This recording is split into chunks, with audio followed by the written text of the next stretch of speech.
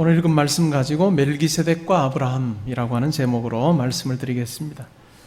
오늘 읽었던 이 내용이 생각보다 쉽지가 않습니다. 그리고 내용도 어려울 뿐만 아니라 왜 내가 신앙생활 하는데 왜 이 내용을 꼭 알아야 되나 라고 하는 생각도 들 수 있습니다. 그러나 여러분들이 이 내용을 잘 이해하시는 것이 예수 그리스도가 어떠한 분이신가 라고 하는 것을 이해하고 바른 신앙을 가질 수 있기 때문에 오늘 본문을 그냥 슬쩍 적용하는 측면에서 말씀을 나누지 아니하고 본문을 해석하고 또 그 본문을 살피는 그와 같은 시간을 가지려고 합니다. 오늘 우리가 말씀을 통해서 예수님이 어떠한 제사장이신가, 그리고 예수님이 어떻게 해서 제사장이 되실 수 있으셨던가 라고 하는 부분에 대해서 생각을 해보고, 또 특별히 올 한 해 우리 교회 주제 선고 히브리서 4장 16절입니다. 예수 그리스도가 대제사장으로 계시기 때문에 그래서 우리는 긍휼하심을 받고 때를 따라 돕는 은혜를 얻기 위하여 은혜의 보좌 앞에 담대히 나아가자라고 하는 그 내용입니다. 그래서 하나님께 다 가까이 나아가는 때 예수 그리스도를 의지해서 가까이 나아가서 그럼 우리가 뭘 간구할 거냐 하는 부분에 대해서도 함께 생각해 보려고 합니다. 여러분, 이상과 현실 사이의 괴리를 경험하며 사실 것입니다. 여러분의 이상이 뭐죠? 그리고 여러분의 현실은 어떠합니까? 그리고 그 이상이 과연 성도로서 가지는 정체성과 어느 정도 맞물려 있습니까? 그리고 그 현실은 어떠합니까? 우리는 이 이상과 현실 사이에 괴리를 겪게 되어질 때 때로는 둘 중에 하나를 포기하는 경우가 있습니다. 이상을 포기하고 철저한 현실주의자로 살든지 아니면 현실을 포기하고 아주 이상만을 추구하는 자로 살아가기가 쉽습니다. 왜 그럴까요? 이 둘 사이에 조화를 이룬다는 것 자체가 너무 힘들기 때문입니다. 제가 여러분들에게 질문을 드리면 저에게도 마찬가지로, 그리고 여러분들에게 만약에 질문을 드리면 어느 누구도 다 그랬소 라고 이야기할 분은 없을 거예요. 과연 여러분은 이상을 실현하는 삶을 살고 계십니까? 내가 내 인생 속에서 이상을 내가 완벽하게 실현하며 살고 있습니다 라고 하는 분은 아무도 없을 것입니다. 이와 같은 것이 우리의 인생이기 때문에 내가 어떻게 이 이상과 현실 사이의 괴리를 다루며 살 것인가라고 하는 굉장히 중요한 것 같습니다. 세르반테스의 돈키호테라고 하는 소설을 여러분 잘 아실 것입니다. 중세 시대의 귀족의 몰락하는 모습, 몰락이라고 하기엔 조금 어색할 수도 있지만 자기의 인생 속에서 이상을 이루어가지 못하는 모습, 그러면서 수많은 좌절 앞에 서게 되어지는 그런 모습을 보게 되어집니다. 시골에서 책이나 읽으면서 조용히 살아가던 돈키호테가 갑자기 큰 결심을 하고 모험의 길을 떠나게 되어집니다. 목적이 뭘까요? 기사도 정신을 실현하는 것입니다. 현실에 존재하지도 않는 용을 죽이고 공주를 구하겠다라고 하는 그 일념을 가지고 집을 나섰습니다. 황당하고 우스꽝스러운 이야기로 가득 차 있습니다. 풍차를 거인들이라고 생각하고 돌진하는 그와 같은 모습을 보면 정말로 웃음이 저절로 나게 되어지는 그와 같은 내용들입니다. 돈키호테는 늘 모험을 하지만 성과는 없습니다. 좌절만 자기의 삶에 있을 뿐입니다. 왜냐하면 현실적으로 이룰 수 없는 것을 향해서 그가 달려가고 있기 때문에 결과 없는 좌절이라고 하는 당연해 보이는 것 같습니다. 그러나 돈키호테는 주저하지 않습니다. 좌절하지 아니하고 또 일어나서 새로운 도전과 모험을 하고 있습니다. 이 돈키호테라고 하는 이 소설은 1605년에 일부가 출판이 되었는데요. 근대라고 하는 새로운 시대, 17세기, 18세기 근대라고 하는 새로운 시대를 예감하는 것을 담고 있습니다. 그러면서 이전의 시대에 있었던 그 아름다웠던 것, 공동체성이라든지 아니면 조화로웠던 그 삶에 대한 어떤 그 꿈, 그것을 복원하기를 소원하는 마음이 이 속에 담겨져 있습니다. 돈키호테라고 하는 소설을 쓴 세르반테스, 그는 스페인의 소설가인데 그의 인생 말년에 이 돈키호테라고 하는 작품이 쓰여졌습니다. 그는 청년기에 이 스페인이 세계 강대국으로서 영향력을 행사하던 그 시기를 보내었습니다. 그의 야망은 이 대제국의 군인이 되어서 세계를 호령하는데 자기가 동참하는 것이 꿈이었습니다. 그래서 군인이 되었습니다. 자기의 이상이었죠. 그런데 인생이 자기가 뜻한 대로 되지 않았습니다. 레판토 해전에서 그는 왼팔을 잃어버립니다. 그리고 승전 용사로 귀국하던 길에 해적에게 붙잡히게 돼서 5년 동안을 포로 생활을 하게 되어집니다. 자기 예상과는 다른 삶이 자기에게 주어진 거죠. 이제 돌아와서 스페인 함대에 군량미 발언하는 것과 세금 징수하는 그 일을 맡게 되어지는데 그것도 잘못되어져서 2번이나 옥에 갇히게 되어집니다. 그리고 말년에는 살인사건에 연루되어지는 그 같은 고초도 당하게 되었습니다. 돈키호테를 쓴 세르반테스, 자신의 고단한 삶을 회고하면서 인간과 세계에 대한 어긋남의 이야기를 이 속에 담아내고 있는 것 같습니다.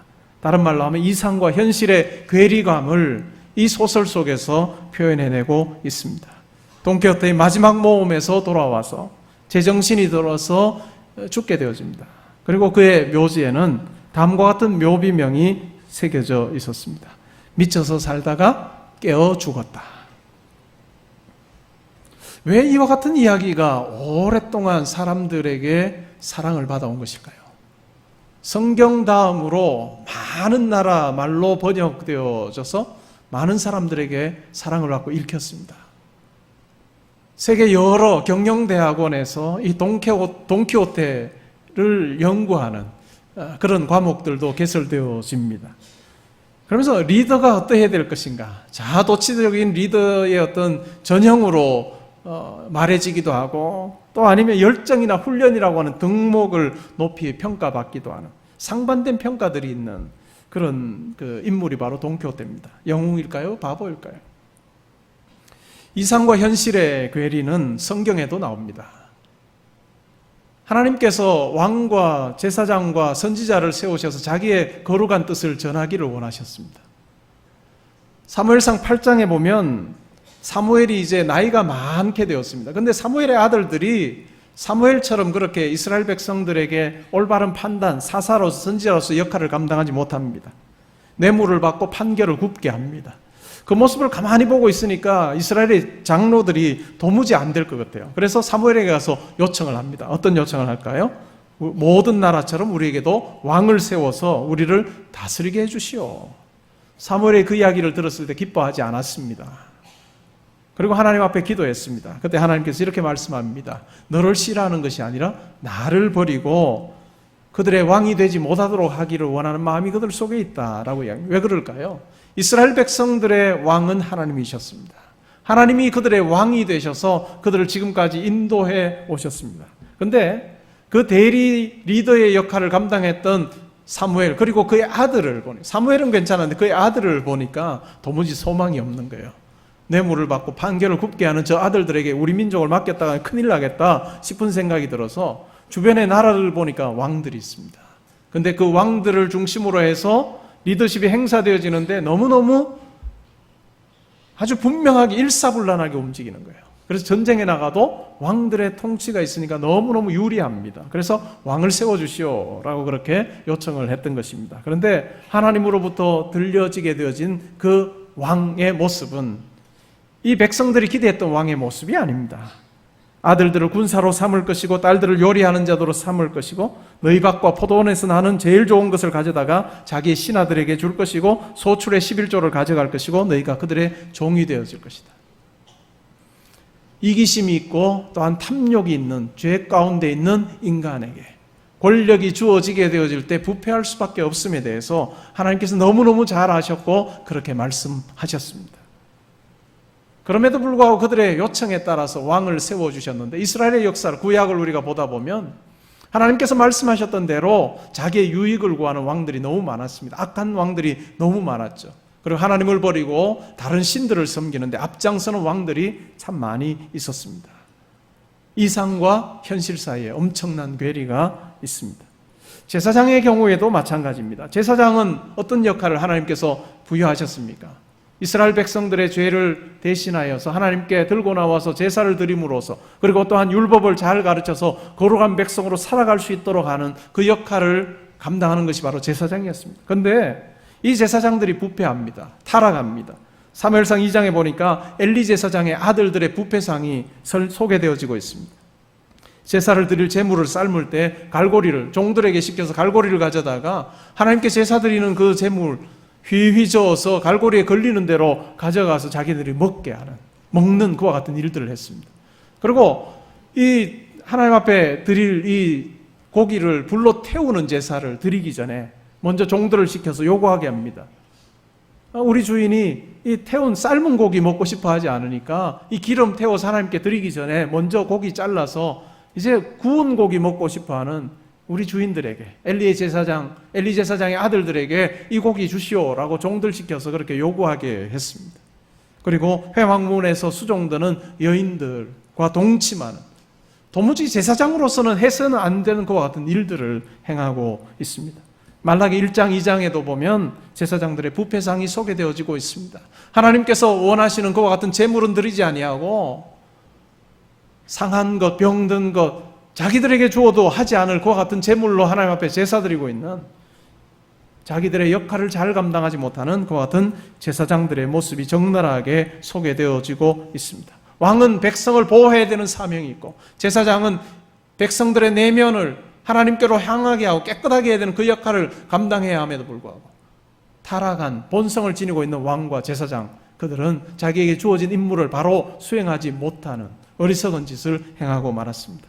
그때 하나님께서는 자기의 뜻을 전할 선지자를 세우시고 선지자들을 통해서 그들의 잘못을 지적하시고 돌이키실 것을 끊임없이 요구하셨습니다.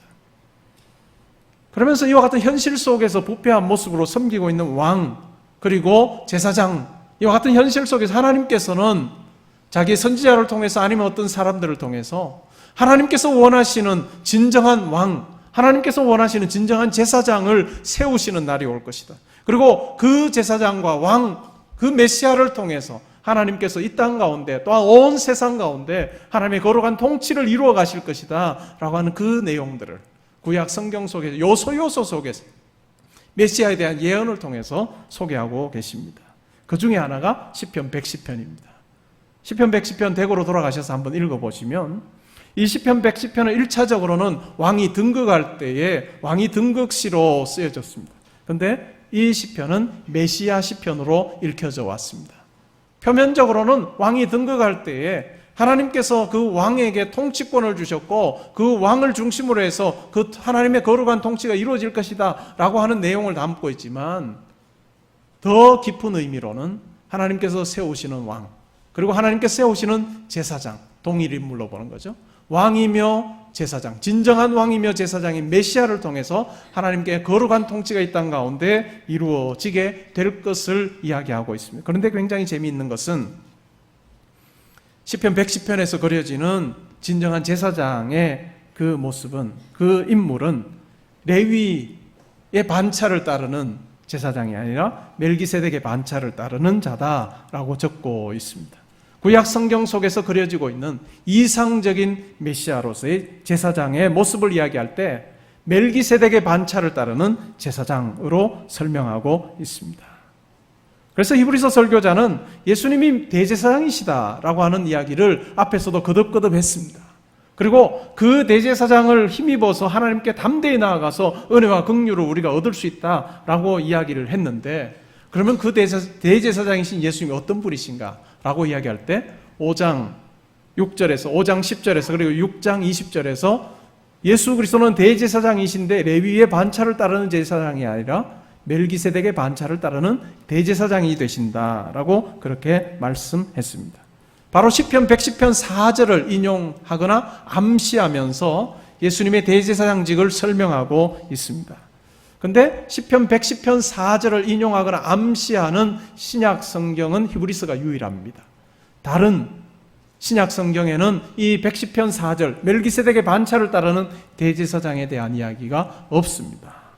그런데 아주 아이러니컬한 것은 시편 110편 1절 주께서 내 주께 말씀하시기를 너는 너의 원수들이 너의 발등상 될 때까지 내 우편에 앉아 있으라 라고 하는 이 구절은 신약 성경 속에서 가장 많이 인용되어진 구약 성경 구절입니다. 같은 시편의 1절은 가장 많이 인용하면서도 여러 성경에서, 신약 성경에서요, 근데 시편 110편 4절은 히브리서에서만 인용하고 있습니다. 그 이유가 뭘까요? 시편 110편 1절의 내용을 가지고서는 예수 그리스도의 부활과 예수 그리스도께서 하나님 보좌 우편에 앉게 되어진 승귀하심, 높아지심에 대한 설명을 하는데 이 시편 110편 1절이 너무너무 자주 사용되어지는데 같은 시편인 시편 110편 4절은 사용하기를 주저했습니다. 왜 그럴까요? 예수님의 대제사장 되심이라고 하는 이 중요한 주제, 그럼에도 불구하고 신약의 저자들이 이 부분을 이야기하기에는 굉장한 부담이 있었습니다. 왜 그랬을까요? 왜 예수님이 대제사장 되신다라고 하는 이야기를 하기가 부담스러웠을까요? 유대인들은 그 당시에 다 압니다. 그들에게 대제사장이 누구인지를. 예수님 당시의 대제사장은 안나스 그리고 그의 사위 가야바였습니다. 안나스가 대제사장이었고 예수님이 신문당하시거나 십자가에 달려 돌아가실 때는 안나스의 사위였던 가야바가 대제사장이었습니다. 대제사장이 버젓이 살아있고 그가 바로 레위 지파에 속했던 사람이다라고 하는 것을 알고 있는데 예수님께서는 그 당시에 대제사장이 되는 율법을 따라서 규정을 따라서 한다면 대제사장이 될 수 없습니다. 왜 그럴까요? 예수님은 레위 지파가 아니라 유다 지파에서 태어나셨거든요. 그렇기 때문에 예수님께서 대제사장 되신다라고 하는 이 이야기는 굉장히 어려워 보입니다. 그런데 히브리서 설교자는 담대하게 이야기를 합니다. 예수님께서는 이 세상의 대제사장의 기능을 맡으신 것이 아니라 한 민족의 대제사장을 역할을 감당하신 것이 아니라 진정한 대제사장, 영원한 대제사장으로서 온 만물을 하나님께로 회복시키시는 그 일을 맡으신 대제사장이심에 대해서 이야기를 합니다. 그러면서 바로 예수 그리스도가 메시아이시고 왕이시고 대제사장이시다라고 하는 것을 아주 분명하게 설명하고 있습니다. 예수님은 멜기세덱의 반차를 줬는 대제사장입니다. 이 멜기세덱에 대한 부분이 굉장히 어렵습니다. 여러분들이 성경을 많이 읽으셨어도 이 히브리서 7장을 읽으시면서 이 내용이구나, 예수님께서 대제사장 되심이 이런 의미구나 라고 하는 것을 아주 분명하게 이해하시기는 쉽지 않으셨을 것이라고 생각합니다. 그래서 멜기세덱과 관계되어진 이단이 정말 많습니다. 몰몬교에서는 멜기세덱이 정말 중요한 인물로 다루어지고 있고요, 우리나라에도 멜기세덱이라고 하는 이단이 있습니다. 제주도 쪽에.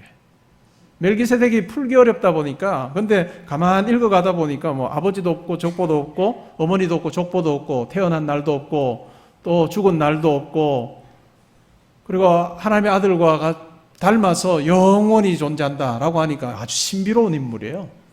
그러다 보니까 뭔지는 모르겠고 멜기세덱 붙잡으면 뭔가 하나 나오겠다 싶어서 이단들이 정말 많습니다. 근데 이 멜기세덱은 멜기세덱 자체로서 의미가 있는 것이 아니라 예수 그리스도의 대제사장 되심을 설명하는 데 의미가 있습니다. 7장 1절부터 10절까지에서는 이 예수님에 대한 이야기는 한 번도 안 나옵니다. 그리고 11절부터 19절까지 그리고 18절까지 19절까지 20절부터 28절까지 걸쳐서 계속 예수님의 제사장직에 대해서 설명을 하는데 3단 논법적으로 이해할 수 있습니다. 첫째는 예수님은 멜기세덱의 반차를 줬는 대제사장이다. 첫 번째요. 두 번째는 멜기세덱은 레위 제사장들보다 우월하다. 고로 예수님은 레위의 제사장들보다 우월하다 하는 이런 논증을 펼치고 있습니다. 그래서 이와 같은 논증을 펼치기 위해서 멜기세덱이 어떻게 해서 레위 제사장들보다 우월한가라고 하는 것을 오늘 1절부터 10절 사이에서 다루고 있습니다. 우리 같이 한번 살펴보면 좋을 것 같습니다. 자, 1절부터 3절까지 내용은 창세기 14장 17절부터 20절의 내용을 간략하게 설명하고 있습니다. 구약에서 멜기세덱에 대해서 언급하는 것은 딱 두 군데밖에 없습니다. 창세기 14장 17절부터 20절, 그것도 길지 않습니다. 그리고 나서 시편 110편 4절에 멜기세덱의 반차를 따르는 대제사장이라고 하는 그 표현 두 군데밖에 없습니다. 히브리서 7장 1절부터 3절에서는 창세기 14장의 내용을 가지고 짧게 설명을 합니다. 멜기세덱을 어떻게 설명하고 있습니까? 1절에 보니까 어느 왕이에요? 살렘 왕이다. 살렘 왕이고 지극히 높으신 하나님의 제사장이다 라고 이야기합니다. 멜기세덱이 어떤 사람인가에 대해서 이야기를 하고 있는 거예요. 왕이고 제사장입니다. 그런데 이 멜기세덱이 어떤 일을 했습니까? 창세기 14장에 보면 아브라함의 롯이 잡혀가게 돼요. 다른 왕들에게 포로로 잡혀가게 됩니다. 그래서 그 소식을 듣고 나서 어떻게 합니까? 아브라함이 자기 집에서 길렀던 아주 군사 318명을 데리고 가서 그 왕들과 전쟁을 치러서 승리하고 롯을 다시 데리고 옵니다. 그리고 전쟁의 노량물을 가지고 돌아오는 그 장면을 적고 있는데, 승리하고 아브라함이 돌아올 때 멜기세덱을 만나게 됩니다. 그때 멜기세덱이 아브라함을 축복합니다. 축복하는 내용이 뭘까요? 창세기에 보면 이런 내용이 나옵니다. 천지의 주제이시여 지극히 높으신 하나님이여 아브라함에게 복을 주옵소서. 너희 대적을 내 손에 붙이신 지극히 높으신 하나님을 찬송할지로다 라고 하면서 축복을 합니다. 이 축복을 받고 나서 아브라함이 멜기세덱에게 한 일이 있습니다. 그게 뭘까요? 자기의 소유의, 자기가 가지고 있는 그 소유의 10분의 1을 멜기세덱에게 나누어 주었습니다. 그 이야기가 바로 창세기 14장 17절부터 20절에 나오게 됩니다.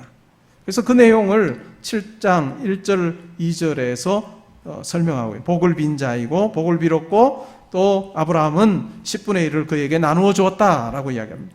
그러면서 7장 2절 하반절에서는 멜기세덱의 이름의 뜻을 설명하고 있습니다. 이름이 어떤 의미인가 라고 하는 것을 설명하는데요. 멜기세덱, 이 말은 히브리어 단어 중에 멜렉하고 ጼ데크라고 하는 이 두 단어가 합성되어져서 만들어진 이름입니다. 이 멜렉라고 하는 것은 왕이라고 하는 뜻이에요. 그리고 ጼ데크라고 하는 말은 의라고 하는 뜻입니다. 그래서 멜기세덱이라고 하는 이름의 뜻 자체가 의의 왕이다 라고 하는 것입니다. 여러분들도 다 이름을 가지고 계시잖아요. 오늘날에는 태어난 아이들에게 순수 한글 이름이 주어지기도 하지만 여러분들 다 그냥 한자 그 의미의 이름을 가지고 있을 거예요. 멜기세덱이라고 하는 말도 풀어보니까 의의 왕이다 라고 하는 뜻입니다. 그리고 그 다음은 뭐예요? 살렘 왕이니, 살렘이라고 하는 말이 어떤 의미일까요? 우리가 평강을 이야기할 때, 평화를 이야기할 때 히브리 말로 뭐예요? 샬롬 하죠. 그죠? 인사할 때. 이 샬롬이라고 하는 말이에요. 그래서 평강의 왕이다. 멜기세덱이 바로 평강의 왕이고 의의 왕이다. 단순 어떤 이름이 아니고 살렘 왕이어서 그냥 다스리는 그 지역 자체, 그게 어떤 왕으로서 살렘 왕이 아니라 평강의 왕이라고 하는 의미가 이 속에 있다라고 그렇게 설명을 합니다. 그리고 3절은 어떤 의미일까요? 3절은 창세기 14장에 보니까 갑자기 멜기세덱이 등장합니다. 멜기세덱이 족보 이야기가 없어요. 아버지가 누군지 어머니가 누군지 족보가 어떠한지 또 언제 태어났는지 언제 죽었는지 아무 이야기가 없습니다. 그 침묵하는 것으로부터 멜기세덱에 대한 논증을 펼치면 침묵으로 논증을 펼쳐서 멜기세덱이 바로 그와 같다라고 이야기합니다. 그래서 하나님의 아들과 닮아서 항상 제사장으로 있는 사람이다 라고 이야기를 하고 있습니다. 그리고 나서 4절부터 해서 10절 사이에서 멜기세덱의 우월함을 이야기하는데 1차적으로는 아브라함보다 우월하다라고 하는 것을 이야기하는데 이 아브라함보다 우월하다라고 하는 것을 통해서 레위 제사장들보다 멜기세덱이 우월하다라고 하는 것을 입증하려고 하고 있습니다. 두 가지 이야기를 들어서 이 멜기세덱의 우월성을 설명하고 있습니다. 첫 번째 내용이 뭘까요? 4절부터 6절 상반절에 보면 11조를 받았다라고 하는 것을 들고 있습니다. 11조를 드리는 사람보다 받는 사람이 더 우월한 사람이다 라고 하는 생각에 기반을 해서 아브라함이 멜기세덱에게 11조를 드린 것, 그것이 바로 멜기세덱이 더 우월하다고 하는 증거다라고 이야기를 합니다. 누구에게서 받았다고요? 아브라함에게서 멜기세덱이 받았습니다. 그런데 이 아브라함 앞에 어떤 말이 있습니까? 4절에 보니까 조상 아브라함, 족장 아브라함이라고 하는 말로 이해할 수 있습니다. 이 족장 그리고 조상인 아브라함이 멜기세덱에게 11조를 드렸다는 거죠. 그러면 누구의 조상일까요? 뒤에 나오는 내용들을 쭉 읽어가다 보면 레위의 조상입니다. 촌수가 어떻게 됩니까? 아브라함과 레위의 촌수가 어떻게 될까요? 아브라함의 아들이 누구일까요? 아브라함. 그 다음에 아들이 누구죠? 이삭. 그 다음에 아들이 누구죠?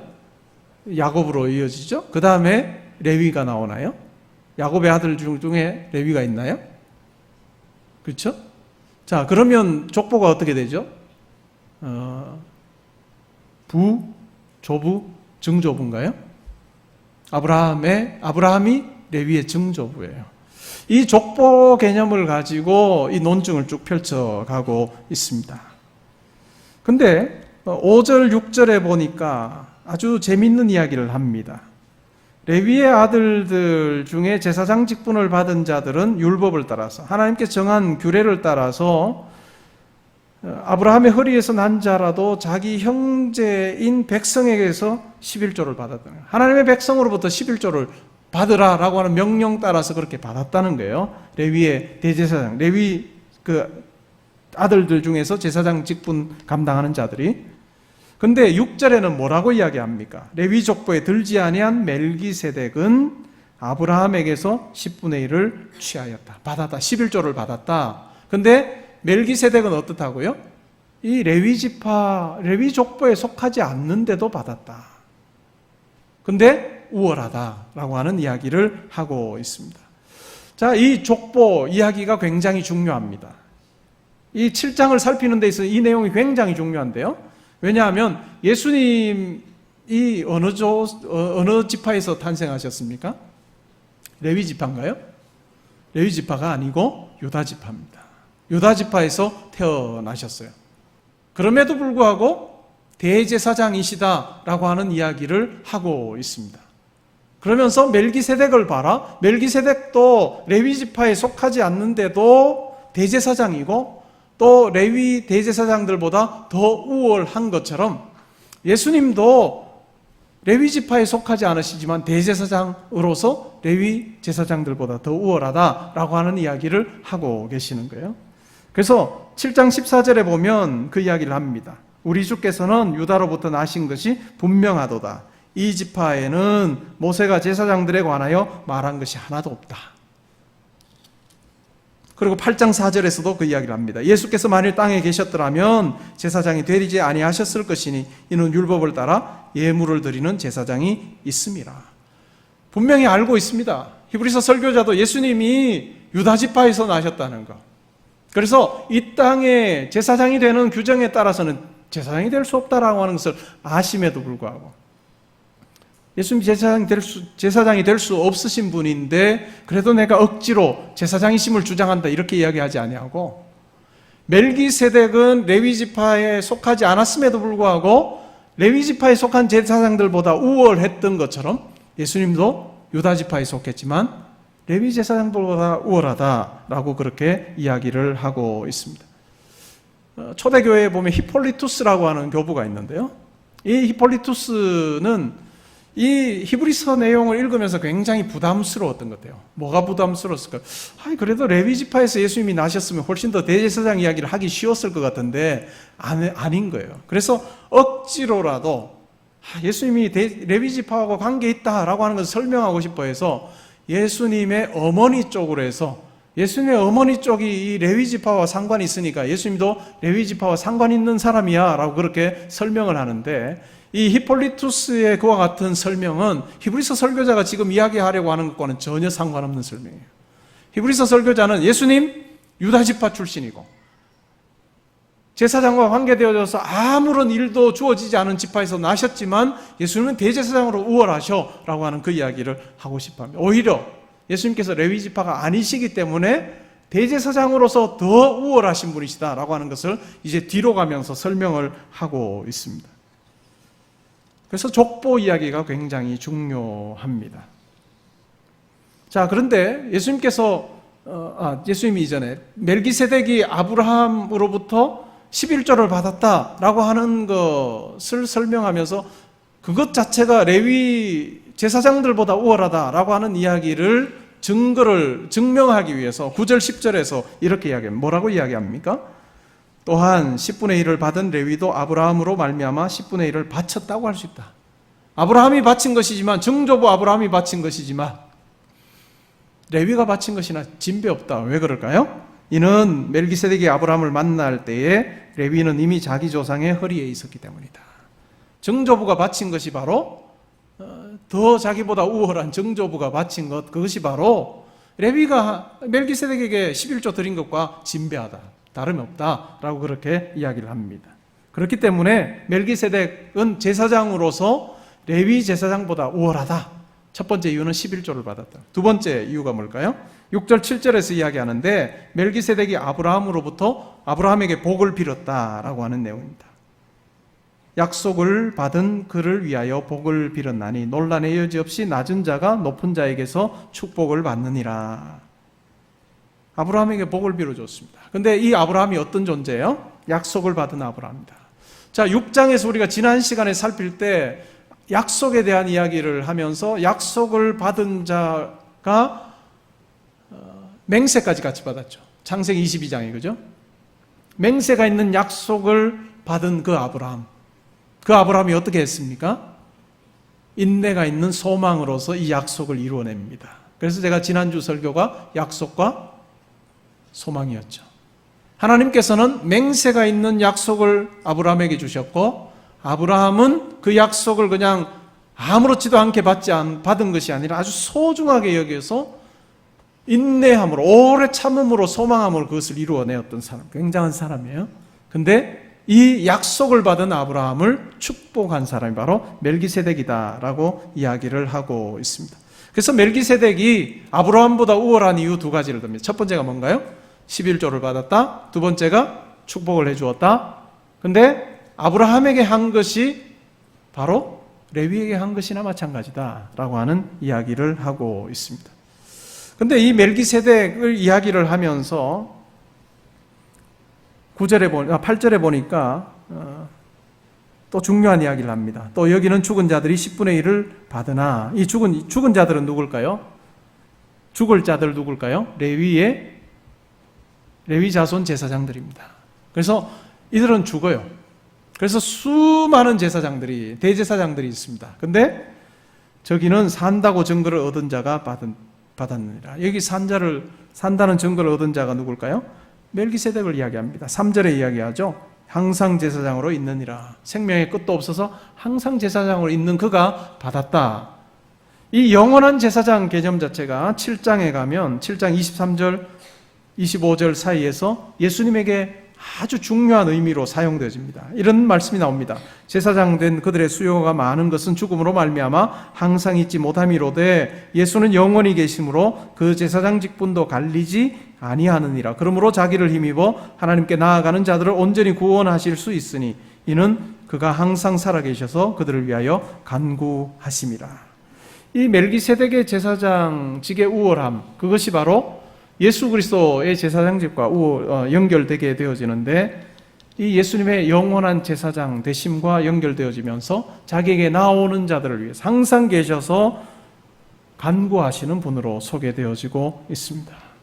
우리가 7장을 살피면서 계속해서 예수 그리스도의 대제사장직에 대해서 우리가 살피게 되어질 텐데요. 우리가 짧게 한번 이 생각을 해보면 좋겠습니다.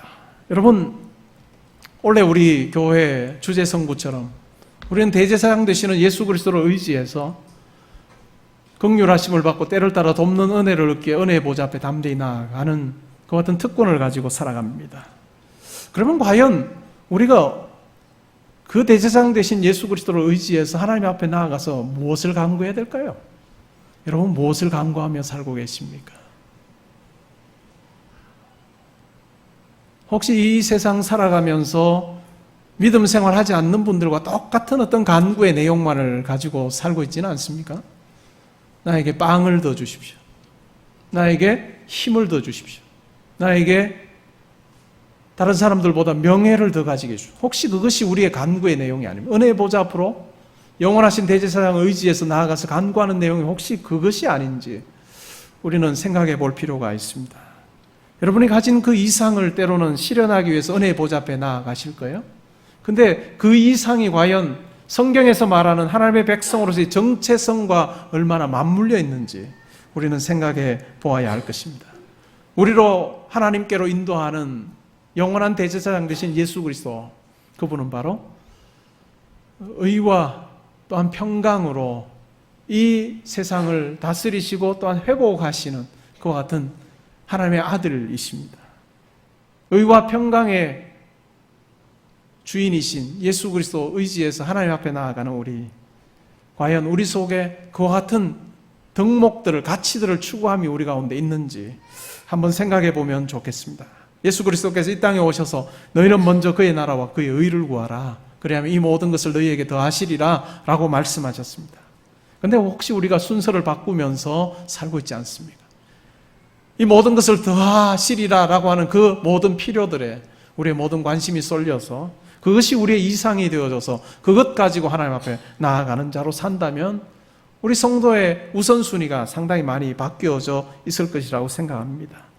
우리가 이 7장을 앞부분만 살폈지만 우리의 삶 가운데서 정의와 또한 평화라고 하는, 공평이라고 하는 이것을 추구하는 삶을 우리는 마땅히 살아야 할 것입니다.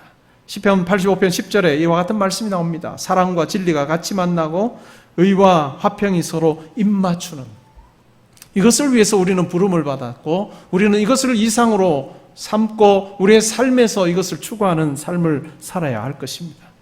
마냥 나에게 빵을 주십시오라고 이야기하기 전에 때로는 우리에게 하나님께서 빵을 주실 때 나에게 더 큰 빵을 주시기를 간구하기 전에 정의에 대한 굶주림을 나에게 주십시오.